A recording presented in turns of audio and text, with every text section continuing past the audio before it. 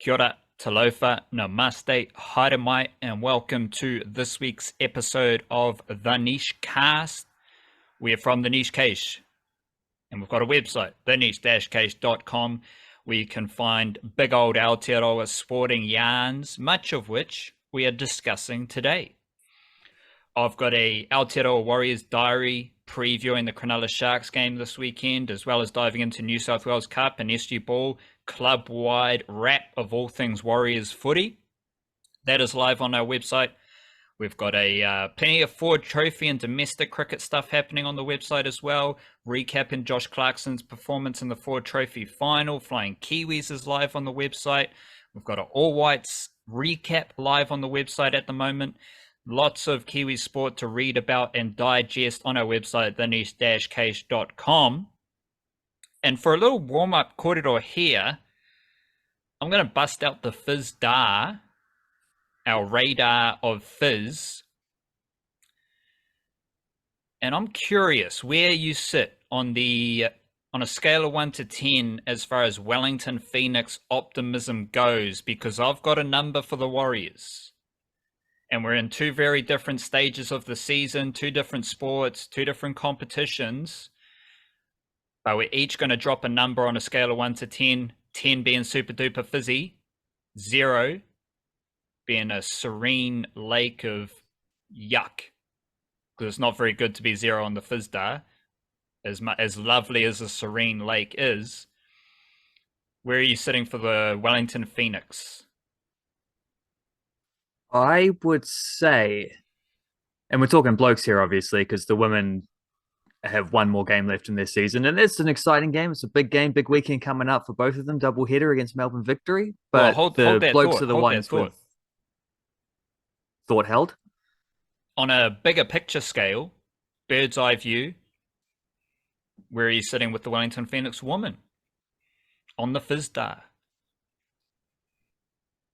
With the women, considering they're probably going to get a second straight wooden spoon, although not necessarily, they do have a chance thanks to a very good win in Adelaide. I would say the women are at about a 6. I don't think you can get too fizzy about a team that's not competing for playoffs, but I do think there's a good possibility next season with one or two additional signings, like import striker, for example, who can turn some of their chances into goals. I think you find some of those 1-0 defeats might turn into 1-1 draws or even 2-1 victories. And honestly, the way they play is pretty competitive. If they could just fix that final third thing a little bit more, I do think there is a scope for them to get a lot more, like to improve their results a lot quicker than people realize. So it's not impossible they could get in the mix next year, but there's stuff to be done. So I'll leave them at a 6. Yeah, The hold that men, I thought. think, Hold on. okay. Warriors woman, Oh yeah, I forgot about that. I'm going 8. Hmm. Because the Warriors woman, not in action right now, but they have started to set up some foundations in Aotearoa for the Warriors women's team moving forward. They've brought in Nadine Conlon as to oversee the development pathways and the women's program in Aotearoa. It's an 8 as far as fizz goes for the Warriors women's team. They were a good team prior to the pandemic, and now there are going to be legitimate development pipelines set up in Aotearoa. And also, side note, big up your Dragons. Jamie Soward, Yeah. he's recruited Racine McGregor to join her sister Paige McGregor. Racine McGregor, best half in the world for Women's Rugby League. And there's a young lady, Cortez Tepo. She came up through the system in Hawke's Bay playing rugby union. She was scoring 4 tries, 5 tries a game for the Hawke's Bay team a few years ago. Now she's come across the league. She's been playing, I think, for the Bulldogs alongside Gail Broughton. And she's been signed by the Dragons. She looks very fast, so I'm excited to see her in action. Also, shout out to the Dragons. They got Riley Pascoe. I think he's from Greymouth, and he's starting halfback for the Dragons Jersey Fleet team. Similar hair color to Griffin Neen. Fun fact. So you're sitting at a 6 for the Wellington Phoenix woman fizz. I'm sitting at an 8 for the Warriors, which is based on no actual rugby league, just optimism and fizz. Maybe the actual footy has held you back from going higher on the fizz for the Wellington Phoenix women. Wellington Phoenix men, where are you at on the fizz star? Well, coming into this season, I would have said an 8 or a 9. I think there's been some inconsistencies along the way, which have been a little bit frustrating. Um, However, I do think like Clayton Lewis is back now, played a couple cameos for the All Whites. Ollie Sale, apart from one shocker with the red card incident in the first game, which I still feel is his fault more. He wasn't alone in culpability, but it was his fault more than anyone else's. But apart from that, I thought he was excellent in those games, especially the second game. You could see how furious he was when he conceded the 92nd minute goal to spoil his clean sheet as well. I think he felt he'd earned that one. He's been one of the inconsistent dudes. We saw that last time he played for the Phoenix. So you get that version of Ollie Sale for the rest of the season. You got Clayton Lewis back. Oscar Zavada will be back again now, as I assume his wife's had their kid by at this point. It's been a couple of weeks. I'm leaning on a 7 here. But if they can get 2 or 3 wins in a row, then suddenly a 7 might just turn back into an 8 leading into the actual finals, which is when the fizz matters the most. I don't agree that the fizz, the importance of the fizz changes. Well, I'm thinking of from like a momentum perspective. Right, like yeah, you want to good. be in good form, and the more form you show, and the more the fizz will rise. But you're right, you can be expectant of these performances before they happen as well, so you can get the fizz earlier. And you can be fizzed about you can have ample fizz prior to whatever's going to happen. Yeah. Because that's how I'm feeling about the Warriors, right? Like, yeah, right. Yeah. I've got the Warriors at a 7.5 on the fizz star. I'm enjoying what I'm seeing about the Warriors, and we'll get into that with their game against Cronulla Sharks. We'll dive deep into all things Warriors. Tough game against the Sharks coming up this weekend, though. But overall, Warriors starting the season, you can get into some stats, you can get into some vibe, you can get into eye test type of stuff with how many blokes are putting shoulders into tackles, how many blokes are bursting through the defensive line breaks, all that good stuff. There's plenty of fizz for the Warriors, and by the looks of it, maybe I'm just more fizzy than you. Maybe I'm just more up for the good vibes at the moment. You've got a 6 and a 7. I've got an 8 and a 7.5.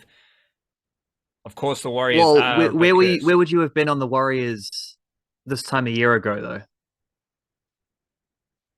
0. When there were no pipelines for the women and the men were losing games, right? So you're moving in an upwards trajectory, whereas I probably would have been, certainly at the start of the season, I was saying I would have been higher on the Phoenix because I thought they would be a little bit more clinical. I still think they can get to be that side of them. I just have to see it before I can believe it at this point. But I expect they're going to make the playoffs. Like they're going to get a finals game. It's just whether they can get a home finals game. So there's slight like trajectory differences there. Like is a 7.5 rising up from below is a different story to a 7 where it was like an 8 or a 9 and it's just dipped a little bit, but it might get back up there, Entiende.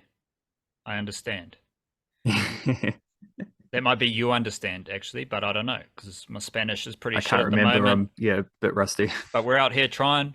We're out here trying to have a corridor, do the mahi, do the trabajo.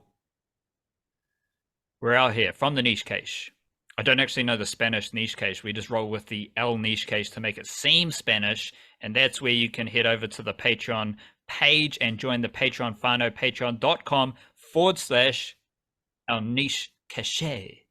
If you say it with a bit of a twist, then it comes across as more Spanish. At the moment on our Patreon feed, we've got the Kiwi-NRL Spotlight and we've got our Blackcaps podcast, which on Tuesday also included All Whites. So on our Patreon feed right now, you can go in and check out some more videos. We've got All Whites breakdowns, we've got Blackcaps ODI breakdowns, and Monday was me reacting to the weekend of NRL footy. All that is there for the Patreon whānau every week. And if you don't care about any of that, you can just support the niche case with your generosity and keep us trucking along, doing the mahi, serving up some Aotearoa sporting content. Most of our, if not all of our income comes from the Patreon whānau, so it's the best way to support the Niche Cage directly. And, let us know that you're out there and you enjoy this stuff that we do. It's the best way to support the podcast, the email newsletter via Substack, and our website. You can support all of it directly on Patreon, patreon.com/our niche cage. And that email newsletter comes out every Monday and Friday evening. The nichecage.substack.com. You sign up and you get Niche Cage delivered straight to your email inbox on a Monday and Friday evening. Got all the links to our latest yarns on our website. Got all the podcast stuff delivered in that email newsletter as well. And extra bits and bobs from the Aotearoa sporting landscape. Tomorrow is Friday, so I'll probably be diving deep into the Kiwi-NRL team list to preview some stuff going on there. Probably got some domestic cricket that I'd like to talk about. I will be tracking those NRL wahine signings over the next few weeks as well, keeping a track of those. Wildcard's always scouring the Kiwi sporting vista for funky bits and bobs. You suck with these teasers, but are you going to tease anything for tomorrow's email newsletter? Well, I normally suck with the teasers because I haven't decided what I'm going to write about, but I do actually have some notes for this week ahead of time. So you've caught me on a good week. I thought I might have a little nudge on Alex Rufer re-signing with the Wellington Phoenix. There's some NBL free agency news. I think the free agency might actually start tomorrow. But for example, Corey Webster's had his option picked up by the Perth Wildcats, so he's staying there. I'm not sure about Ty Webster. They declined the option, but then they might still keep him as a free agent, but we'll see how that goes. I know Hiram Harris is going to be released by Adelaide, though, which clears up the path for what I was already trying to tease ahead of time. Breakers, mate, get in on that one. If so, Breakers, what do you call them? Breakers office folk have listened to our podcast before. We know this because they've pointed it out in the past. So if anyone's still listening, the free tip on that one, go sign Hiram Harris, man. He's a perfect fit for that team. Most of which will be found in tomorrow's email newsletter via Substack, thenichecage.substack.com. Pick up the website, theniche-cage.com as well. Mindfulness. What are you going to... I was thinking a lot because I have thrown up this up before because you brought out the seeing the forest through the trees line. I think you said that on Tuesday for our variety show podcast, and that reminded me of seeing the fruit through the leaves. Same concept. Sometimes the leaves do a great job of camouflaging the fruit. So you can't see the fruit, but if you like seeing a forest through the trees, is that the correct way of saying it? Trees through the forest, forest through the trees. Yeah, the forest through the trees, like the bigger picture. You might just focus on the individual trees and not realize they're part of the bigger, I think that's the logic behind the phrase. You might focus on the weed and you might miss the flower. You might focus on the leaves and you might miss the fruit. Avocado trees are a particular tricky one for that with the green leaves and the green fruit, Correct. Apples not so bad. That was last week's mindfulness. So what do you got today? Well, today got a little ditty from everyone's favorite Roman philosopher emperor Marcus Aurelius. Just that you do the right thing. The rest doesn't matter. Nice and simple idea about I think people like to have, well, we know people like to have, like human nature, people like to have patterns in their life and structure and ideas, and that's not always possible in a large, confusing world. Having a nice a moral code to stick by, I think, is a nice shortcut to getting to that. And if you know what the right thing is, if you stick true to your own code, then things are simple. Decisions are easier to make and whatnot. Nice, easy way to get to that point, I think, as opposed to clutching at random ideas and getting increasingly weird. So the Warriors are away to the Cronulla Sharks this weekend, and there is a pretty funky development story happening with the Warriors because Salu Miela, Halasima, otherwise known as Leka Halasima. He was promoted from SG Ball up to the New South Wales Cup team, and he is named on the bench again this week for the New South Wales Cup team. I say this every time, it's amazing, but apparently he is 17 years old, and he's doing some good things there. So we're seeing, this has been a funky wrinkle to start the season. We're seeing some of these young blokes come into the New South Wales Cup team, and now we can see how much the pandemic impacted Warriors footy, because they were putting 5 or 6 players into a Redcliffe Queensland Cup team. Now they've got a New South Wales Cup team that is strictly full of Warriors players. So guys like Rocco Berry's returned to centre. You've got Ali Leotawa, he's fantastic. Moala Graham Talfa scored a hat-trick for the New South Wales Cup team, and I've also been impressed with Sanele Augustino, who's from Wellington. Zion Mai'uu, you need to know about Zion Mai'uu. That dude is a monster in New South Wales Cup, one of the best New South Wales Cup middle forwards already. Kailani Going's doing a really nice job at edge forward. He's also captain of the New South Wales Cup team. Dimitrik Sifakul is playing on one edge. Now you've got Isaiah Wagner's been pretty good as well. I like him, big unit. And you've got Halasima coming off the bench. He's very mobile, very explosive. He started at centre in the new NZRL under-18 clubs versus schools game. Now he's playing as a middle forward against men. That sounds pretty impressive. So that New South Wales Cup team's doing some good things. Both SG Ball and New South Wales Cup are playing against Western Suburbs, which flows into the Tigers system. So we won't have a club day against the Sharks or the Tigers, because the Warriors are facing the Sharks, and this is a tough game. Sharks are really good. Not expecting a win, but there are some good signs here for the Warriors, and I think regardless of the result, I think you're going to see a pretty good Warriors performance. And I don't know, no one, like, 2 evenly matched teams, and no one really predicted that the Warriors were going to defeat the Bulldogs, which I found insane. No one expects the Warriors to defeat the Sharks this weekend, but based on what I'm seeing about Warriors footy at the moment, there's a decent chance they can defeat the Sharks. No Te Maire Martin. Ronald Volkman comes in. He's got the most kicking meters in the New South Wales Cup. He's running the most of his reserve grade career. He's 5th for try assists, so he's had a good start in reserve grade. Interestingly, Te Maire Martin didn't really do much kicking, and Ronald Volkman's averaging like 300 plus kicking meters per game in New South Wales Cup.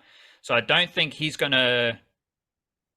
his role in the halves with Sean Johnson is going to be interesting, because I don't know if he's going to be like a Te Maire Martin version, or if he's going to add his own flavor with a bit of kicking, bit of organization. Whereas Te Maire Martin, like, genuinely put shoulders into tackles. He was running the ball very well. He's a quick decision maker.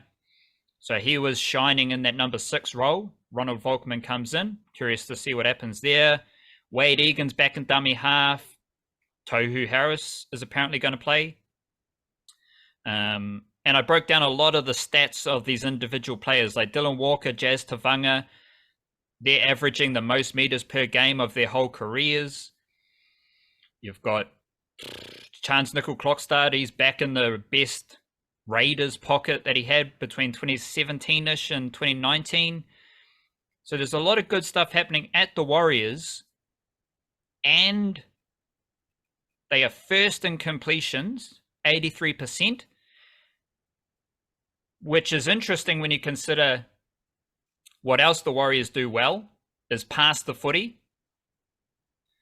And they're also 8th for offloads. So they've got the best completion rate in the NRL, and they're one of the more eager distributing teams in the NRL. The forwards pass. Tohu Harris passes, Dylan Walker passes. They all like to shuffle it on to the next man. And they're mid-table for offloads, but their completion rate is high. And when you go to the New South Wales Cup team, they're also first for completion rate. and they are fourth for offloads. So the Warriors are offloading, but they're also first for completions in the NRL and New South Wales Cup, which is obviously an Andrew Webster style of footy. And I encountered a bit of clarity about the Warriors because everything in the middle is passing forwards. But you also got power. You got direct runners. Adam Whanu-Blake, Dylan Walker's an eager runner. Tohu Harris can get a bit of footwork at the line as well. You might have Shans Nickel-Clockstar sniffing around the ruck. Wade Egan's very busy around the ruck as well. So in the middle, you've got passing and power. When you get out to the edges, you've also got passing and power. Because what are Jackson Ford and Marata Niokore, what do they do well? They are north-south runners. They're running straight and hard. And they're making a lot of line breaks. So it's working for them. Next level out, you've got Vailea and Pompey, who are running hard, busting tackles, and they're also very good passers. They got an offload. They can hit the winger on the outside of the opposition winger. So it's and at every level, like going across the Warriors line from sideline to sideline, you've got powerful runners and passing. And like, if they're not missing many tackles, they are 12th for missed tackles. They've got no one in the top 50 for missed tackles, as we talked about last week. The Bulldogs, they had 4 players in the top 20 for missed tackles. Warriors have none. So you've got a Warriors team that is completing well. They are offloading, they're passing, they're defending well. And everywhere across the park, you've got dynamic runners who can also apply a little bit of skill.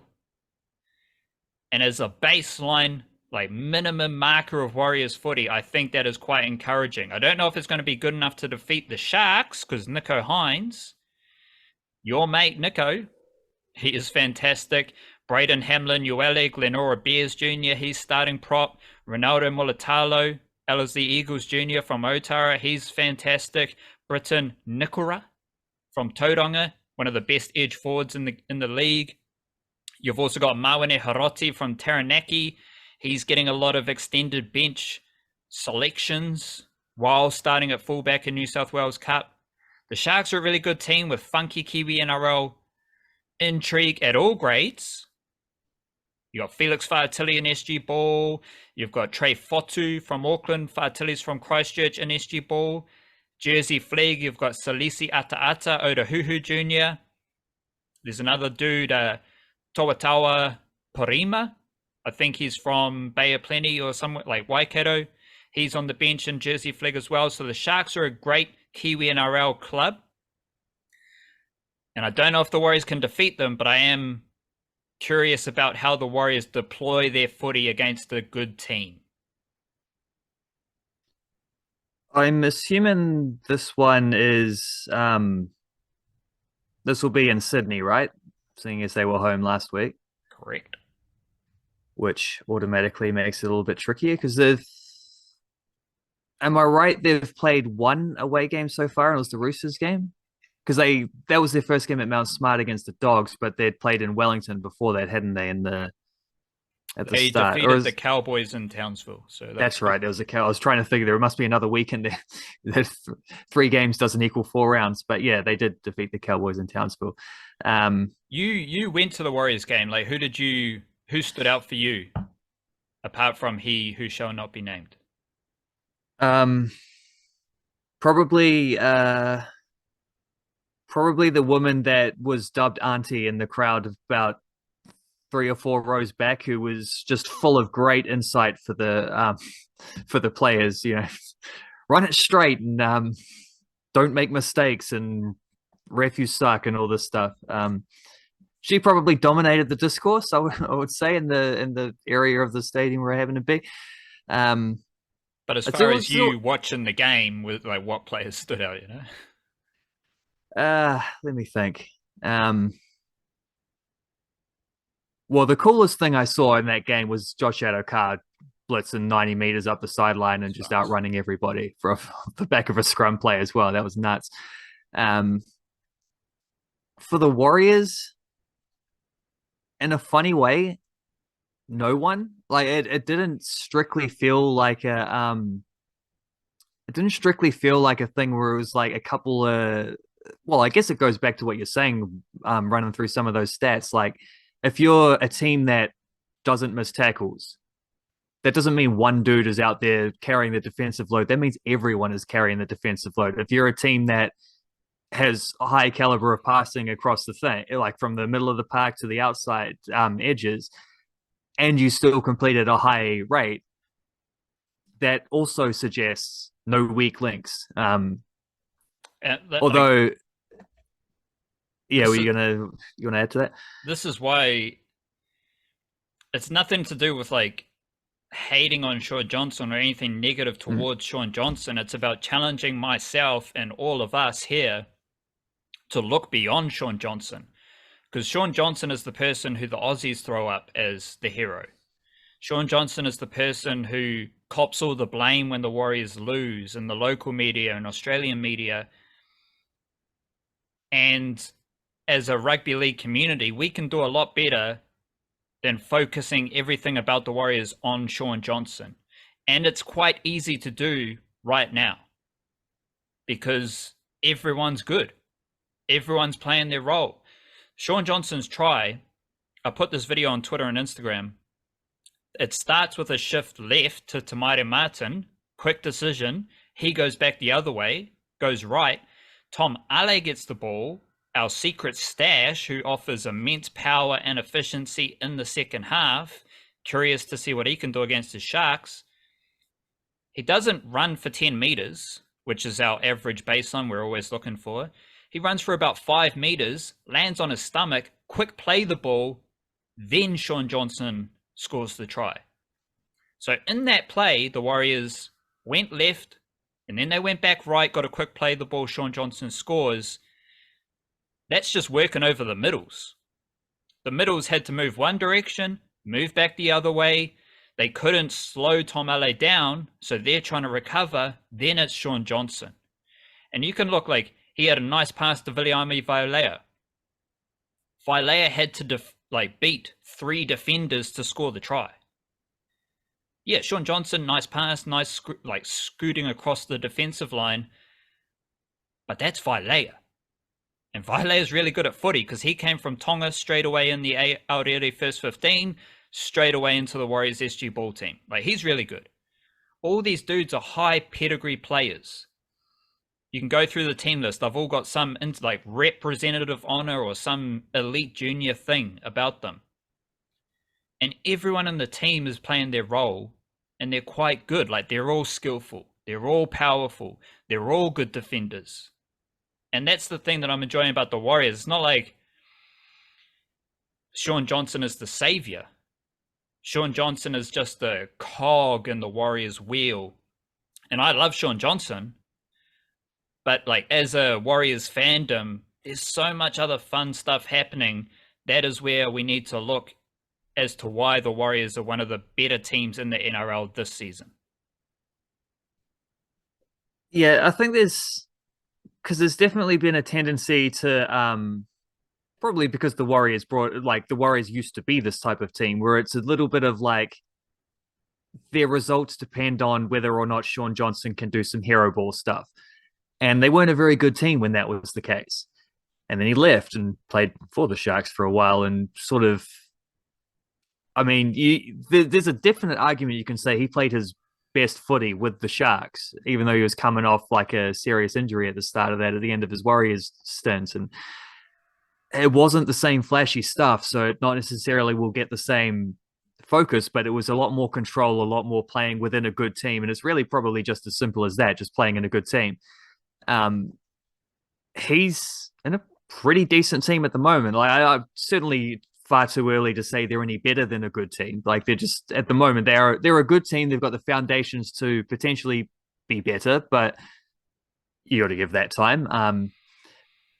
And they don't look like a team that lives or dies on the basis of whether or not Sean Johnson has a good game anymore. Like they can win when he plays badly. They can lose when he plays well. He's no longer the main factor or anything like that. And that's clearly the best thing for him. It's just, I don't know, maybe it takes some catching up for the rest of us, but that's what you're saying. It's just a matter of, if you look at what's working, Sean Johnson isn't the definitive thing. But within that, he's had the last 2 weeks in particular, he's been really good. And that's really good on the back of a team that's setting things up nicely. And that's where it starts. Like that's where the prowess comes from. And that's the foundation of a solid competitive NRL team. And this early in a new coach's tenure, that's a lot to be able to build from. Like you can to have the foundation this quickly, that's very, very encouraging. I am curious, like Sean Johnson's done all the kicking, and it's a bit of a Mitch Moses, Nathan Cleary situation where Sean Johnson's just trying to land the ball 10 meters out from the opposition try line, and the Warriors just get up and start smashing blokes in defense. Like that is what is happening. I'd love to see Sean Johnson find open pastures, but that's not the plan. The plan is just land it in the 10-meter zone, smash him. Ronald Volkman, again, he's got the most kicking meters in New South Wales Cup. So I'm curious about the balance of kicking there. It's just a small detail. Te Maire Martin wasn't doing much kicking, and it's all good because Sean Johnson's just doing a 50-meter bomb downfield, smash in defense. Ronald Volkman might be able to add something, but he doesn't need to because he's just got to play his role. One other thing I want to highlight this round is the Kiwi-NRL players named to start at prop. We got the Roosters have Jared Hargraves. The Eels, they got Northland's Widemu Greg. Raiders have Joseph Tarpanet. Panthers have Moses Leota and James Fisher-Harris. Knights, they got Leo Thompson. Dolphins have Jesse Bromwich and Herman Ese Mangadis Jr. Sharks have Hamlin Uele. Warriors have Bunty Afoa. Cowboys have Griffin Neame. So Widemu Greg starting for the Eels, which is a good bump for him. And in recent weeks, we've had Griffin Neame and Leo Thompson promoted to starting roles. Also, Herman Ese might be playing his first game for the Dolphins, and he's locked in as a starter. So just a funky Kiwi-NRL wrinkle for the season. Well, early in the season. Shall we get into some cricket? Or you're about to blow? Let's do some cricket. I don't particularly have any other things to say about the Warriors being a solid team. It's good. It's just good. Let's see them keep doing that. Where's our cricket boundaries? For trophy final, I imagine, right? Oh, no, the Blackcaps are a pretty solid team, you know. The Blackcaps are decent, yeah. I won't argue with that. So the Blackcaps, their second ODI against Sri Lanka was washed out. Third ODI is being played tomorrow in Hamilton. Yeah, Friday. As we said on Tuesday, it's pretty good. B-grade Blackcaps team smoked Sri Lanka in the first ODI. Easy mahi there. No Wakan Furries. And of course, Variety Show mentioned some Rachin Ravindra stats. Curious to see what he can do with the bat. As far as Ford Trophy goes, we had a championship performance from Josh Clarkson. He went nuts in the Ford Trophy final. He took 3 wickets and he hit 111 not out. And this is really interesting because this is probably the best month of Josh Clarkson's career, which for context, right? Josh Clarkson, 111 in one game. This Ford Trophy season, he had 193 runs. So he had 82 runs prior to the final. Then he went nuts. And Central are also about to play one last Plunket Shield game against Auckland. It's a catch-up game. But if Central win this game, I'm not sure about the exact science of the point system, but there's a fair chance they will win the Plunket Shield Championship. And they are only in that position because Josh Clarkson has been scoring runs in the Plunket Shield. His last 2 Plunket Shield games, he's had scores of 119, 44 not out, 62, 30 not out. Then he hit the Ford Trophy century, and that was the 119 in the Plunket Shield. That was his first first-class century. He's only played 14 games while he's played 78 T20 games, 63 list A games. So Central are competing for a Plunket Shield championship in large part thanks to Josh Clarkson scoring a lot of runs after they just won the Ford Trophy because Josh Clarkson scored a lot of runs. And so much else was happening in the... Tom Brose was a leader. He had a good knock. Cole McConchie had a 50-plus score as well. A lot of other stuff was happening that we can talk about in a jiffy, but Josh Clarkson has championship mana right now. And when I think about those type of performances, Mitchell Santner has led Northern to back-to-back Super Smash championships, which like solidifies his status as one of the best cricketers in New Zealand. The low-key wrinkle of that, in a similar vein as the Josh Clarkson stuff, is Cartonet Clark. Because Cartonet Clark has scored a lot of runs in Super Smash Finals games, elimination final, in back-to-back championships, as one of the friskiest young hitters in Aotearoa. And I did have Josh Clarkson as one of the best young sluggers in Aotearoa over the last 5 years. I think he got surpassed by Finn Allen at some point. Finn Allen opening batter, Josh Clarkson's more of a middle order all-rounder, although he hasn't bowled a lot.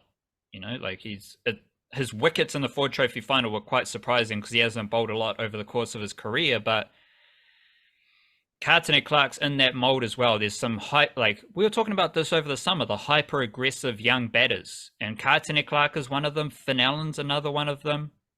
I think Josh Clarkson is certainly one of them. He's been on the scene for a bit longer, but he's now starting to cash in on his talent. I don't have him, like he's a bit down the Blackcaps pecking order, which is no fault of his own, because it's like, okay, in that zone you're competing with Glenn Phillips and Jimmy Neesham and those type of characters. Like there's New Zealand cricket's quite good, got quite a lot of depth, so it's not an automatic thing that he should be there, but all he can do is smash runs, and he's doing that.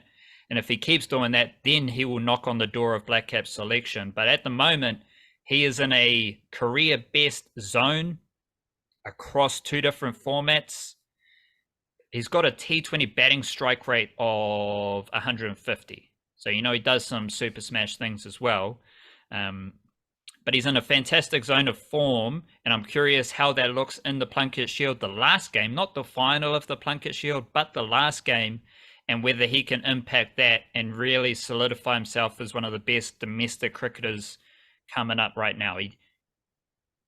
He wasn't selected in the Aotearoa A team, which is a 4-day series against Australia A. So he's kind of, yeah, he needs more consistency to really break into that echelon of cricketers. But if you're winning championships and you're putting in big performances in these clutch games, you're not far off.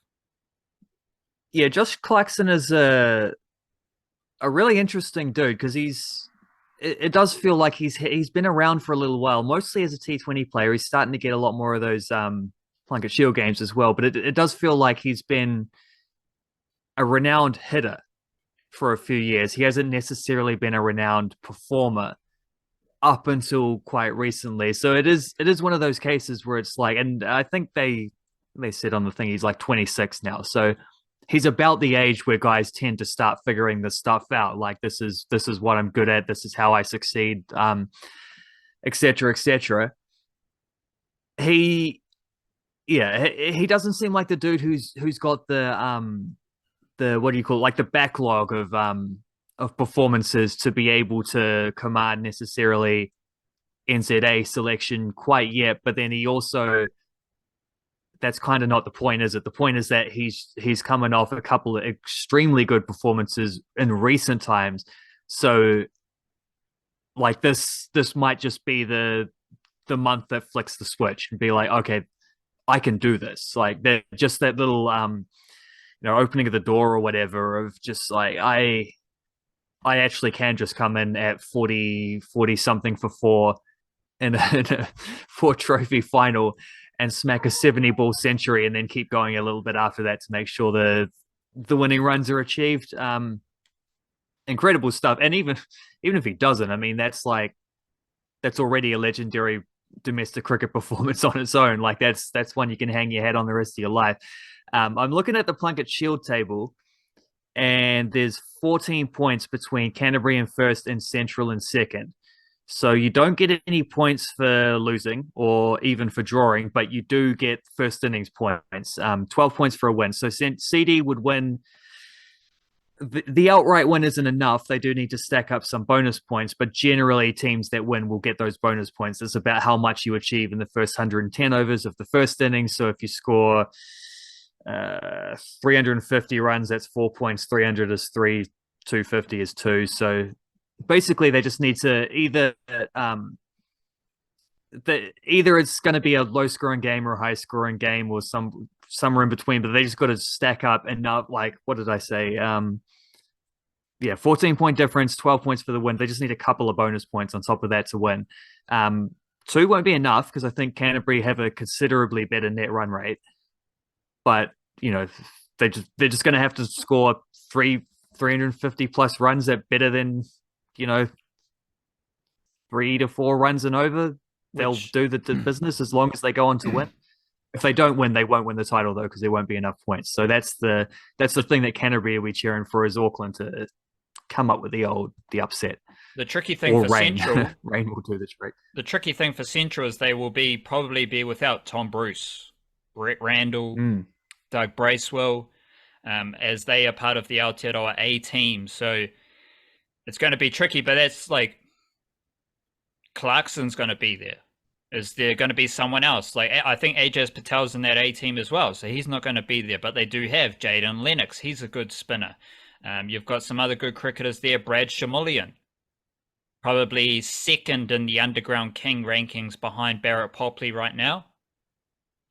So it's going to be tricky for Central, just considering the quality that is being called up to the Aotearoa A team. Like, they might be able to finagle their way into, like, you don't need to go just yet, like maybe we can keep you around for a game, but will be interesting. And what you're saying about Clarkson, like Clarkson, as I said, he's only played 14 first-class games since his debut in 2015. The not necessarily young, but the new players to the Aotearoa A team, they're all format cricketers right now. And for a lot of them, so Ashok, he wasn't an all-format cricketer last season. He's played all formats this season consistently. Now he's in the Aotearoa A team. Willow Rourke has been a consistent all-format performer in the best seam attack in Aotearoa at Canterbury. So now he's being promoted.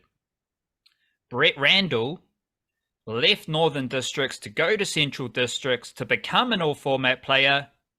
Now he's in the A squad. Mitch Hay has forced his way in as a batter. I think he's a wicketkeeper, but they have Cam Fletcher there, who's also in the A squad. And Mitch Hay didn't smash a lot of runs in the Ford Trophy, but he has scored a lot of runs in the Plunket Shield. He did play Super Smash. He's an all-format player. So I think what gets you to the next level is performing well enough to at least be selected in all three formats for your team.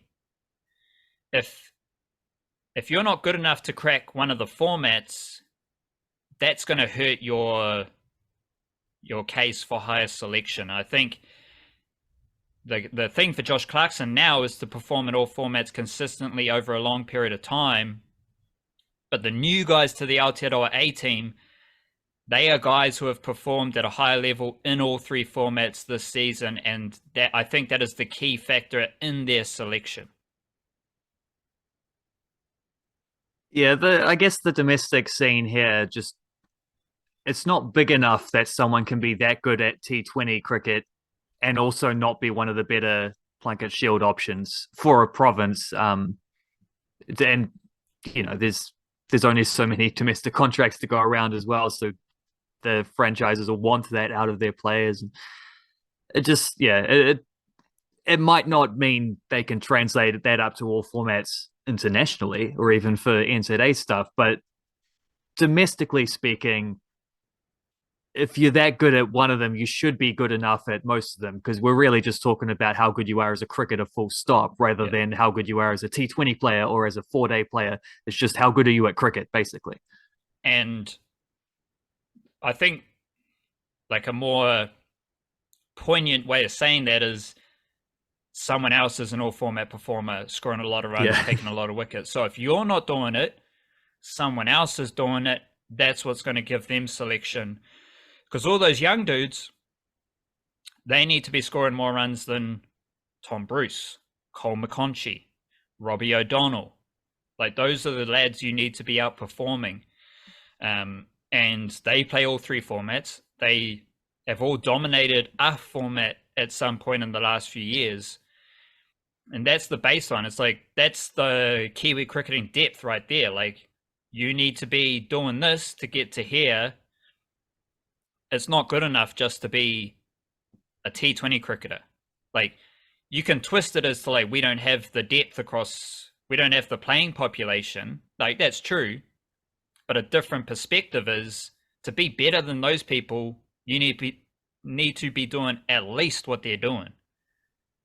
And when it gets into like the Blackcaps depth chart, there are a lot of players, yeah, they might not hit the ball as hard as Clarkson. They might not smack it around or have his natural cricketing talent that he clearly has. But there's a bunch of lads who have scored a lot more runs than him. There's a bunch of lads who have scored a lot more, taken a lot more wickets. And if he's in the all-rounder ranks, there's a lot of lads who have done both more consistently than he has. And that's what Clarkson needs to get to. And that's how we learn about the strength of Kiwi cricket, is by following that trajectory. Because, yeah, someone else is scoring runs and taking wickets, and they basically deserve that shot more than you do. And the Blackcaps are not, I mean, this is the highest aspect of that, like the top rung of the ladder, but the Blackcaps, we know very clearly, are not averse to asking players to do a different role when they get there than what they've done beforehand. Like Michael Bracewell was not a spinning all-rounder when he, dominating for Wellington. Rachin Ravindra is doing his job now. He also not a spinning all-rounder. He's a batter who can bowl a bit of spin, but they like a bit of versatility. They like a bit of get in where you fit in kind of thing. Picking spinners based on their batting abilities is one example of that. I think you're being a bit rough on Ravindra. Like, he's an all-rounder. He's certainly developing into one.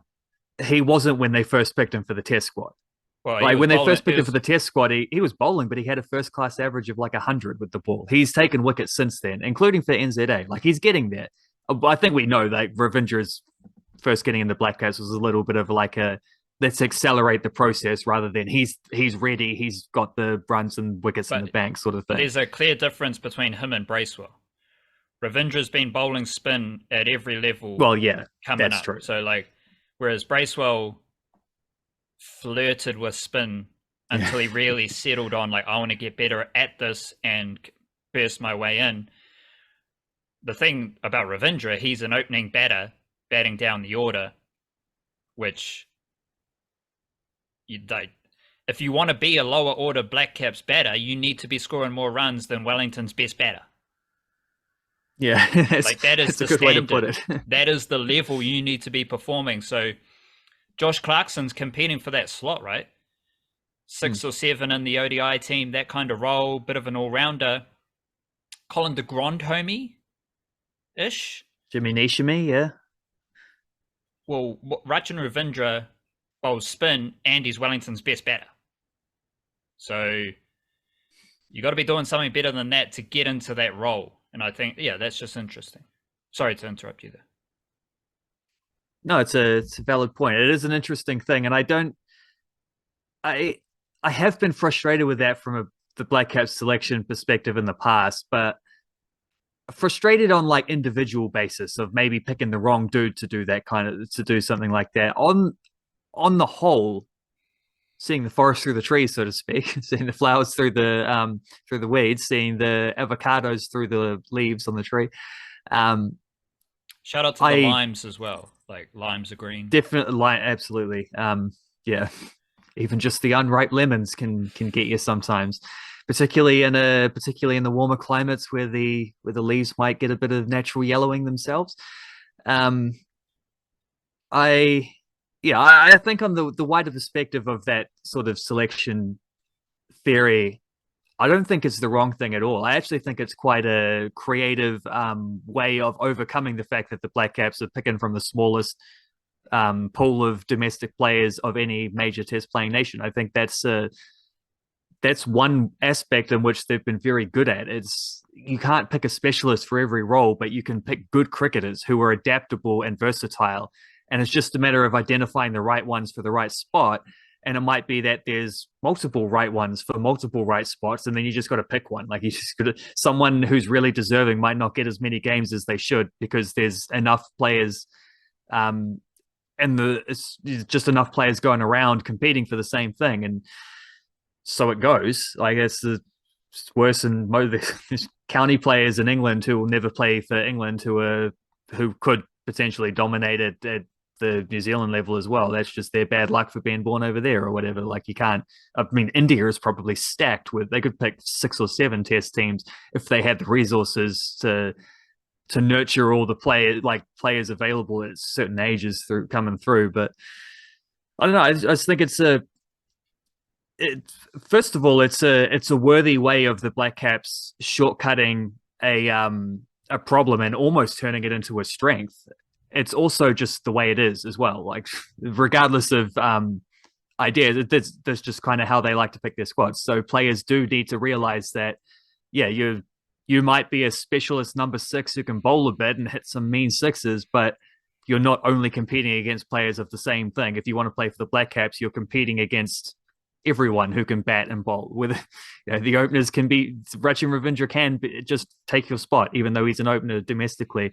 And on the flip side, might be someone like Will Young or Tom Blundell earlier on in his test career, where it's like you might yourself be the one in that position to try a different role in order to make it in because you get in where you fit in kind of thing. It's just a matter of nurturing the best cricketers. And we see that from the Blackcaps. We are also seeing that relatively clearly, I think, which is a good thing. Like there is consistency throughout the levels of doing the same thing, which is how it needs to be. I think you got to at least have that. You got to have that same structure throughout if you want people to be able to. If you want the pipelines to work, basically, you got to attach them right. You got to have them all pointing in the right direction. And that's why, like, no domestic cricketer is kicked. Like, what am I trying to say? All these domestic cricketers are Kiwi lads. Like, they all know what's happening.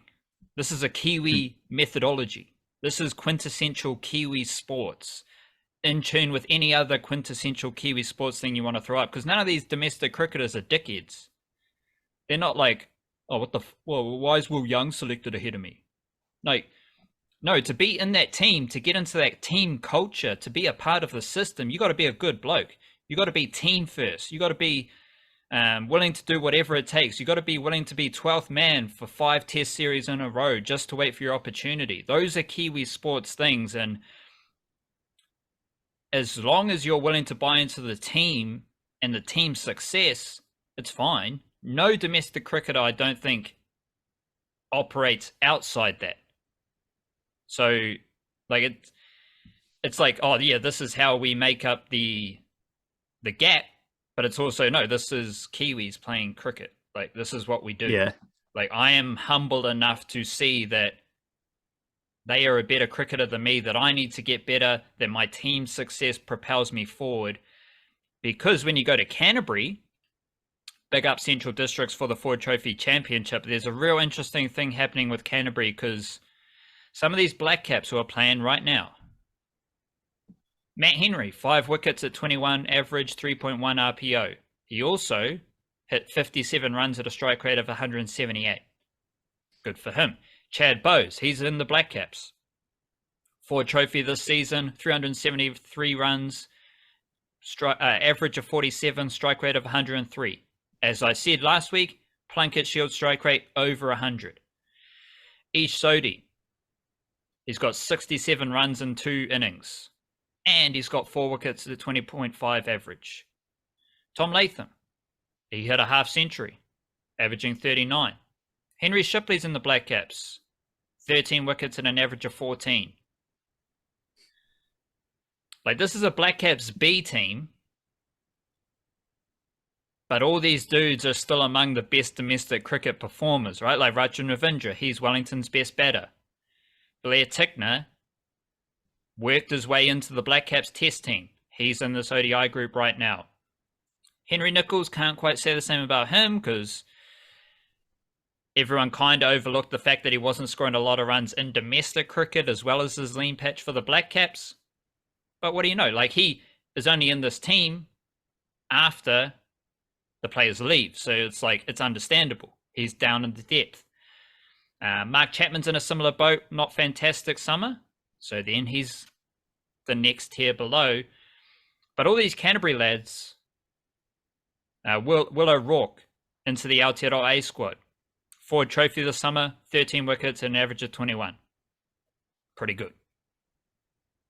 Like, Reece Mariu, straight away into Plunkett Shield, scoring runs. Mitch Hay, he's got like 6 half centuries in as many games in the Plunkett Shield this season. Like, through the Canterbury example, we can see that the players earning their way into the Blackcaps setup are well deserving of their standing and their position. So even if, like, Ben Lister, he's a lefty who takes wickets at a good average. Like, all these dudes have something you can fall back on as like, yeah, they're a good cricketer. And they're doing well.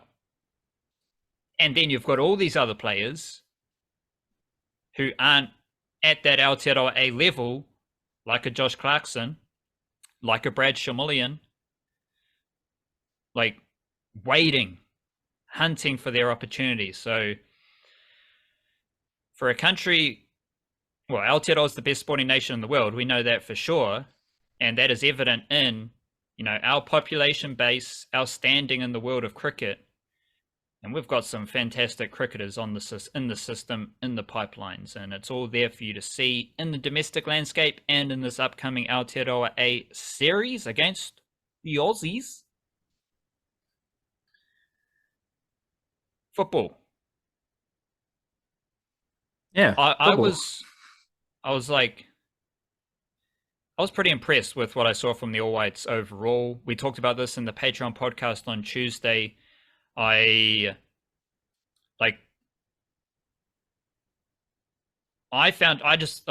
talked about this specific point in the Patreon podcast as well. I found it interesting how the All Whites could roll through 2 different games, 2 different situations, 2 different styles of football that they played or they were forced to play.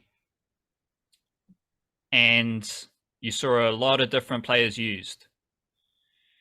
Part of that, because we all know, like, yeah, you watch some of that stuff in the second game with Joe Bell, Stamanic, Marco Rojas,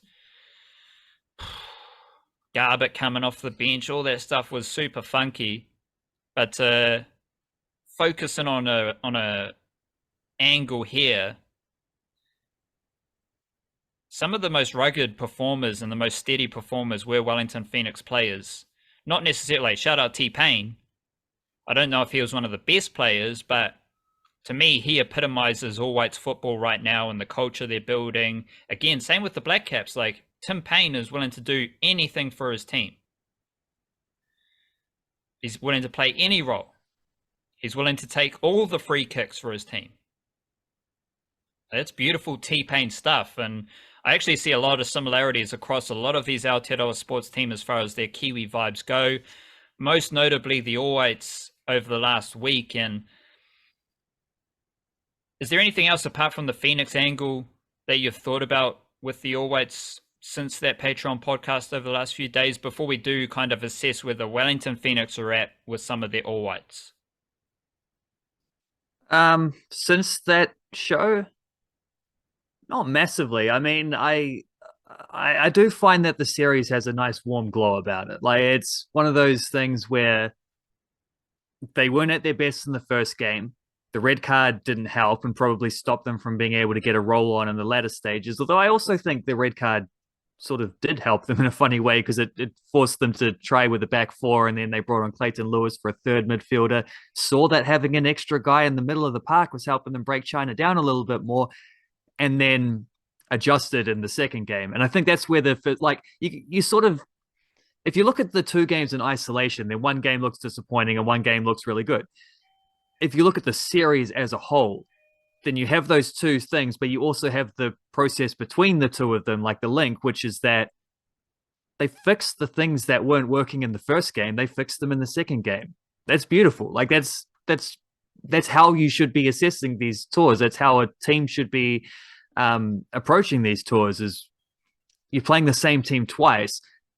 It's almost like the second game is going to be the more reflective, because the first one we didn't know what to expect from China. It was a pretty valid point that you made in the Patreon thing. Is we didn't know what China were going to do.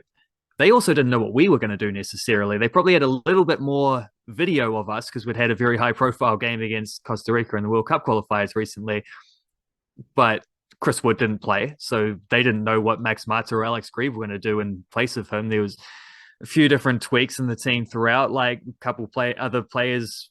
Bill Tuiloma wasn't there, so that takes away a quite obvious set piece strategy. Like, it's the second game where you start to see, okay, how did the two teams adjust to each other? Like, what did they see from the first game? What did they change for the second game? And the All Whites won that hands down. Like I know it was only 2-1 in the end, but it should have really been 3-0. They let a goal in at the pretty much with a minute to go in the series, basically. A goal at a point where China didn't have time to be able to score a second. Like, it was only going to be a consolation at that point. And you could kind of see the way no one really tracked the runner into the area there. Maybe it was one of those like two games in a short amount of time after a lot of travel to get there, like tired legs, guys maybe taking shortcuts with the game in the bag that they wouldn't have done at any other point. And I'm sure that'll probably be something that a coach, be it Baisley or whoever comes in next, or even Ollie Sale in the moment, didn't look too happy to lose his clean sheet there. Sort of things you address, but also it's like they'd done the job. Like, it was an inconsequential goal that they conceded. They just, I don't know. The difference between the first game and the second game doesn't leave me upset in any way at how the first game didn't go to plan. It makes me just like pleased to see how well they adjusted the second time around. And I think that is definitely the more telling of the two games, because of the fact that the teams had a chance to test each other out. And in that light, I find it hard not to be very positive about just getting back to the positivity, really, of what we first had when this team hadn't played for like 500 days and they were starting to get up and going again. And it was like, yeah, when this All Whites team starts playing again, we're going to be able to see like Joe Bell, Marko Stamanic, Libby Kikache, etc., Matt Garbutt, all these dudes playing together at the same time in the same team. That was really exciting when it was hypothetical. And then we started to see them not quite get the results, certainly not scoring the goals that they would have liked for that. But I just see that, especially now with the benefit of hindsight, I just see that as like the natural growth of a team, particularly a team with a lot of young players in key roles. It's like, it's going to take some time to get there. It's going to, you're not going to be, I mean, hypothetically speaking, if let's get a comparison go. If the Warriors finished 9th this season, how would you describe that? Like in a sentence, as like, how would you feel about that? The Warriors finished 9th this particular season, the start of a rebuild under a new coach. Fine. Yeah. Fine. Yeah, right. So how would you feel if they finished 9th in 3 seasons' time, where they've had more time, more transfers, more work with the coach, and still are not cracking the top 8? It's different, right? Yeah. So the All Whites not hitting their stride straight away just feels like that natural progression, right? And then if they're still struggling to score goals and can't get past the team in sort of a Costa Rica level of play, by the time the next World Cup comes around, we might have issues. At the moment, it's just it's just the way these things evolve. And I don't see that as being anything different that should have shaken up the trajectory we have for this team. Like they're moving in one direction, and people should be pretty chuffed about the Yeah, state of the All Whites at the moment, I think. I don't see how you can't be chuffed about the state of the All Whites, but we did seem to differ on like, because I just thought, and again, like the two different game situations. Yeah, there was the red card in the first game, but I'm still firmly believing they approached the first game with a different plan to the second game. And regardless of like how that plan worked and how that plan changed, you're seeing an all white squad that can perform against the decent international team in a variety of different ways, because that's how you're going to have to win the bigger games. Is can you hold on in a defensive game? Can you chase goals? And I think the most important thing for the All Whites and any other team, the Blackcaps, Warriors, Phoenix, All Blacks, like whatever team you want to put in there, the White Ferns, they need to win some games, whatever, the Football Ferns. To win games in the world tournaments, you need to be able to win games in different ways, because New Zealand's never going to be a dominant force. Like if the Kiwis come up against Australia Kangaroos, it's not going to be a razzle-dazzle 30-0. It's going to be a 10-12. It's going to be an 8-6 type of game. And the Kiwis, with all that talent, need to be able to win those type of games. For the All Whites to progress, yeah, they need to score goals, but they also need to be able to stop goals against better teams. And being able to cover all those different types of performances is really important. And I think that was my takeaway from the China series, is they did that. They played different styles. They used different players. They had adversity with the red card, and it was just a wide variety of contributions and performances and tactics, which, I don't know, I enjoyed it. But flying into the Wellington Phoenix, there was a lot of Wellington Phoenix players in that game, or in both games. How do you have any kind of takeaways as to how those players performed coming into Wellington Phoenix football this weekend? We've got men's and women's Wellington Phoenix footy happening. But just quickly on the men, what from that All Whites series against China has you curious moving into Wellington Phoenix mode?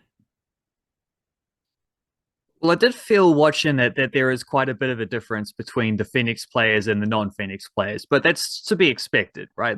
Of course, Marko Stamanic, having played Champions League against Manchester City not so long ago, is going to be a better performer than Alex Rufer, who plays, he's coming back from a long-term injury and is just sort of like the do your job guy at the base of the Wellington Phoenix. Like, of course, there's levels to that. So there's a difference, there's a clear difference in quality, but also how many players do people think we have available, like playing professionally? You need the Phoenix players to bulk it out to an extent. Yeah. And if a few more of those guys are injured, then a few more of the Phoenix types are going to have to step up and fill the gap. And, I think this, in particular, I thought Ollie Sale was, I mentioned at the start, didn't I? I thought Ollie Sale was very good, apart from the incident with the red card. I think that is great momentum for him, great confidence for him leading into the rest of the A-League season. Look, Callan Elliott had a bright debut. I actually thought they probably could have used him a little bit more. They kind of didn't.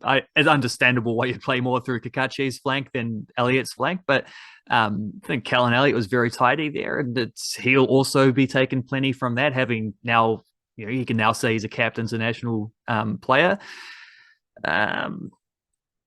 Costa Barbaros's finishing remains an issue. It's been an issue all season for the Phoenix, and there were one or two instances in the thing. But I feel like people judge Costa too harshly on the finishing as well, because he's also like, his movement off the ball is so good. He's a very clever player. He knows how to facilitate stuff, and he gets into positions that others wouldn't have, which means he misses chances that others wouldn't get to miss in the first place because they wouldn't get there. So I really like Costa as a player, and I don't like to be too harsh on him, but he does, there's been a few of them this season where you just got to put the ball in the net, you just got to do the thing. But I don't know. I had Tim Payne. I thought Tim Payne was very sketchy in the first game. It was a few dodgy passes along the way. Once he played right back, funnily enough, considering he's mostly been centre back this season for the Phoenix and has been probably the most consistent centre back. Actually, I would argue, I'd say he's been more consistent than Scott Wooden. Although Wooden's had a few injuries, so. But I thought in the second game at right back, Tim Payne was really handy. So they got contributions out of those guys as well. It's not just that they're the Phoenix guys and Clayton Lewis off the bench. Clayton Lewis looked really bright in both games coming off the bench. He's only played once for the Phoenix since he came back from injury. So this is all good value for the Knicks leading into the rest of the season, where I think they've got 6 games to go. They're 6 points off second, 3 points off third, goal difference off fourth, currently sitting fifth, but there's about a 4-point buffer between fifth and sixth. So they're in a position where they shouldn't drop out of the playoff spots, the top 6. But ideally, you want to get first or second, because then you get a bye through the first round. If not that, you want to get third or fourth, because then you get a home game in the first round. That's, I think, what the Knicks should be targeting. They've got Melbourne Victory this weekend at home. They're the bottom of the table team. I think the international break probably came at a good time, partly because some of those international players, I think, will be really buoyed from having played in a victorious all-white squad. I think that's something they can certainly build off, particularly with some of those guys who I mentioned who had good performances. I think also some of the others will probably be, particularly a few of those import players, definitely will benefit from just having a week off. I think that's, at this stage of the season, something a few of them very much needed. And it's full steam ahead to the finish line from this point onwards for the Phoenix, and there's so much to play for. Potentially Ufuk-Talei's last season in charge, so it's really like all chips on the table, now or never for this team, and they could be in a better platform. Like they could have capitalized better throughout the season to be in a higher position than they are, but all things considered, they're still in a pretty good place. Fifth on the table with a potential to move up a couple more spots if they can really finish strong. Exciting times. Like this is big focus on the Wellington Phoenix from here on out, I reckon. Yeah, get rid of all the caveats. Like the Wellington Phoenix are fun. They're good. Like it's fantastic. Yeah, they are. Wellington Phoenix women, they have had a loss and a win recently. What's happening with the Wellington Phoenix women? And we've also had a Football Ferns squad announced. I'm not sure if there's any crossover there. But like, how are you viewing the Wellington Phoenix women? I think they've got their last game coming up this weekend. So is there anything you're looking for there, specifically with the Football Ferns in mind? Yeah, last game also against Melbourne Victory on the weekend. Tough one because Victory need to win to make the top 4 pretty much. However, if the Phoenix do win, if they get the upset, and if top of the table Sydney are able to beat or even just draw with Newcastle, I'm not sure on the goal differences, they can not finish last, which would be cool considering they seem to have blown their chance of not finishing last when they lost to Newcastle last week. But then the old midweeker against Adelaide, Millie Clegg scores a double. Pretty sure she was offside for the first goal, and the second one was a deflection, but who cares? A goal's a goal, especially for this team who's had to work really hard to be able to score anything. And that is the main reason why they're last. It's not because they're playing so much poorly. There have been worse teams than them. They're not as clinical as other teams. They don't have like an import striker, for example, who can turn some of their chances into goals and give them like the tangible reward for it. So, I mean, big game, huge game in that regard. Exciting game as well, and definitely there is some crossover because Millie Clegg, on the same day she scored a match-winning double in Adelaide, got called up for the Football Ferns for the first time, and I want to be careful about like calling up a 17-year-old for a team that's not scoring many goals. Like I don't want to suggest in any way, shape, or form that she's the answer to their problems, because realistically, she's playing her first professional season. She's still at high school. I've already written a big old piece a couple months ago about how she's pretty much like a unicorn prospect for Kiwi football, but that doesn't mean she's ready to lead the Football Ferns frontline or anything like that. She might be ready to inject a little bit of fun off the bench for the last 10 minutes when they're chasing a goal, just as a sort of like roll of the dice kind of option. But I don't want to put too many expectations on her. However, I think the timing is right. Like I always assumed she would probably get called up before the World Cup. This was the opportunity. I completely agree with the coach and not wanting to call her up during the season. Like the season finishes on the weekend. We've got to that point. Then you start thinking about other stuff. Like let's not crowd her out and just especially after I think last year was an extremely busy year for her because she was playing. She finished it playing for the Wellington Phoenix. She also played under 20s. She played under 17s, World Cups for both of those, as well as preparation warm ups. She played FFDP stuff or A League off season, whatever they're calling it now. For a lot of the start of the year, she was also aligned with Auckland United, where she played a couple of games in the National League. She also played and set up the winning goal in a Kate Shepherd Cup final. Like she's had a very, very, very busy 12 months, 18 months even. There's only so much you should be putting on someone's plate like that. So I don't, like, reservations about any kind of expectation, but I do think it's a nice time for her to be integrated into that team. Don't expect her to be like the savior or anything like that. It's not quite Sean Johnson areas, but there's a similar crossover idea. A couple months out from the World Cup, really, the Football Ferns can only afford to make minor changes to their team at this stage. You gotta ride or die with what you got, because you don't have time to be doing anything drastic. But that's where this squad is quite exciting that they've named, because it sort of like Clegg is the main introduction. Jackie Hand's also coming back from injury, but with the addition of Clegg, that's nice. What you really needed to see more than anything, though, was just players who have been injured being picked and available. And you've got that because Rebecca Stott didn't play last time, even though she was picked. Essen and Leet both were selected, but were ruled out of the squad before traveling. CJ Bodden and Ellie Riley played the first game, but none of the other games. Olivia Chance didn't play the third of their 3 games. Like Jackie Hand wasn't in the squad as all. She's back in there now. Like all these players who are key players for them, most of the ones that I just listed there. Key players. If you lose your key players, you're not going to be as good. If you have your key players, you will be better because they're your best players. The best players are back. That's the most important thing we could have got for the Football Ferns. Chuck on a little bit of Millie Clegg, fun, bit of icing on the cake there. I don't know. They've had a little bit of a shake-up with their last tour. They've now got that out of the way. They've got a more realistic idea of where they're at. And now they go and try win some games as a response. We saw the All Whites make a response from game 1 to game 2. Now the Football Ferns have got to make a response from one tour to the next. There's still time. They're all right. It's no need to panic. Big up yourself. That is the Niche Cast. Stay tuned. We'll be back with more podcasts next week. Otherwise, check in the niche-case.com, the email, the Patreon. It's all there for you. Big up. Kia kaha. Stay beautiful. Cheer.